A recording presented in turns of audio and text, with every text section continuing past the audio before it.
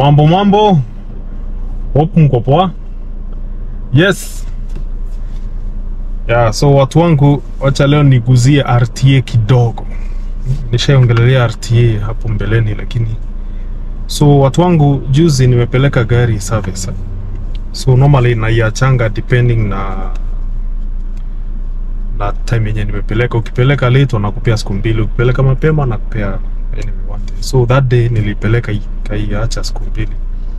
So nikiacha gari kwenye niliacha, so I had to take a taxi. So nilikuorder taxi kutoka pale nje, hata sipata time ya kuorder, nikaona taxi nikawave nikasimama. Maajabu, taxi ilisimamia mse mweusi. Ni noma hapa Dubai, taxi ukisimamishwa kwa mweusi kwanza zinakupita kama 5. So hiyo day nilikuwa lucky, mse akasimama, nikaenda. Turns out ilikuwa Mkenya, which is very rare kupata Mkenya dere wa taxi hapa. Si watu wangu watu wangu hapa Dubai. Kitambo kulikuwa na si wa Kenya wako kwa hizi taxi za Dubai. But nowadays inakonga tu Waganda, Wagana, wa Cameroon, Nigeria walishaisha. Normal mostly wanakonga Waganda. Yes. So yeah, nilimit Mkenya and I really wanted to know something about RTA. Of course, unajua Waganda ni waoga, wa Cameroon watani bullshit. But sasa huyu msee aliniambia tu kweli. So story RTA nowadays, cause nilikuwa nakujua how come Kenya? So of late Wakenya wamekuwa wakiingia hapa Dubai. Hata kuna big bunch yenye inafanya nini test saizi huko unaita Moyas na huko. So kuna agency fulani inaraniwa na mbunge fulani huko Nairobi. Right? Mbunge akona direct contact na gava hapa kule kwa RTA.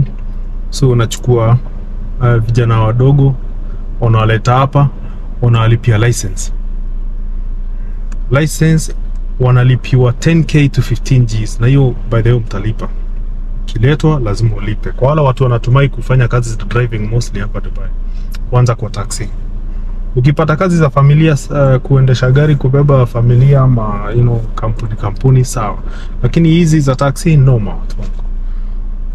So jamali niambia walikuja hapa lazima wakafanya hizo 40 classes regardless kama uko na license bako. Nishawaambia tena hawatambui hata kama umeendesha gari Kenya 20 years.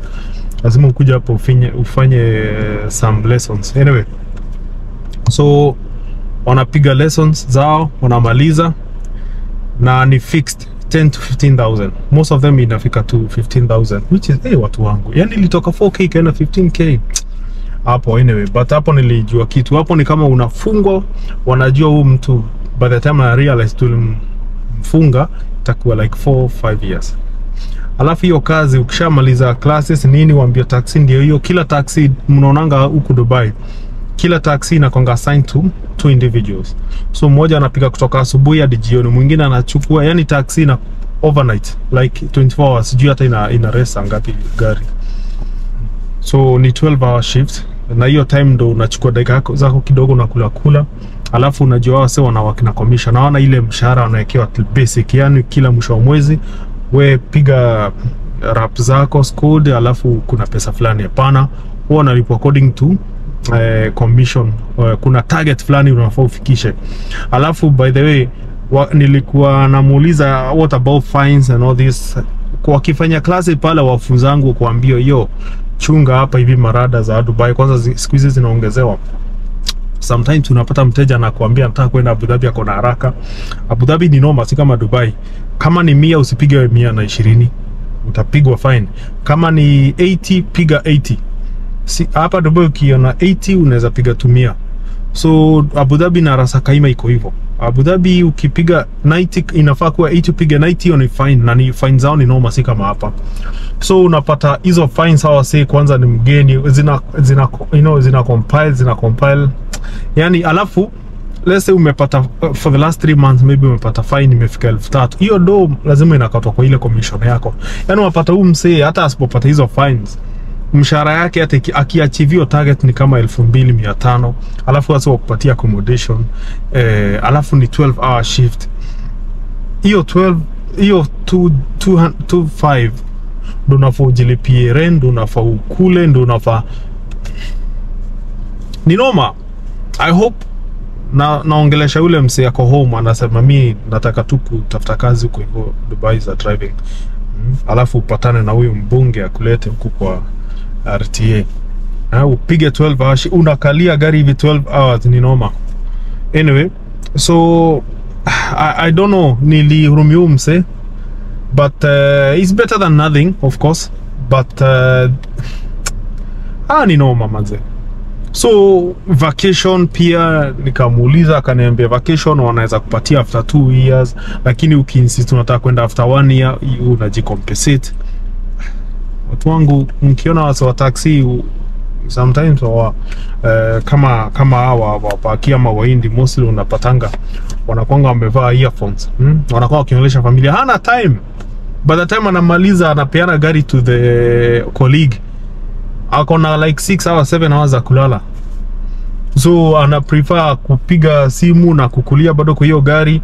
By the time anafika home amechoka ni kulala, alafu kesho the same thing, alafu hana off manze. Ukichukua off inamaanisha kwa ile target uko nayo hauta achieve ile inafaa. So lazima unapata mse anafaa achukue day off moja, lakini anaamua you know what, for the sake of the target, alafu maybe akona hizo mafines zenye nimewambia. So jamaa anaamua you know what, anaenda a month or 2 without day off.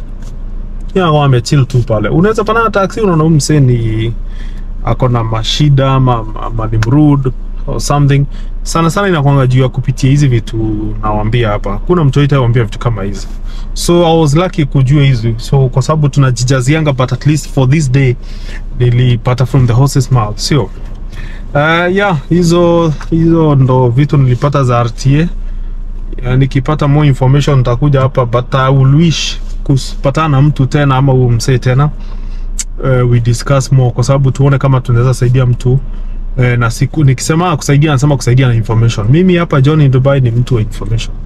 Mimi hapa nikipata vitu nikipata vitu hapa na zinaweza saidia mtu wako home na uwezi zipata pale kwa Google, kuja tu hapa kwa YouTube search John in Dubai, mimi na kuwekelea hizo vitu kama hizo, watu wako wanajua. Anyway, God bless sana. Thank you for watching. Every day keep on trying manze. Alright? Tunaona mse amejituma, amekuja hapa na akapata kazi RTA. And and one day you never know.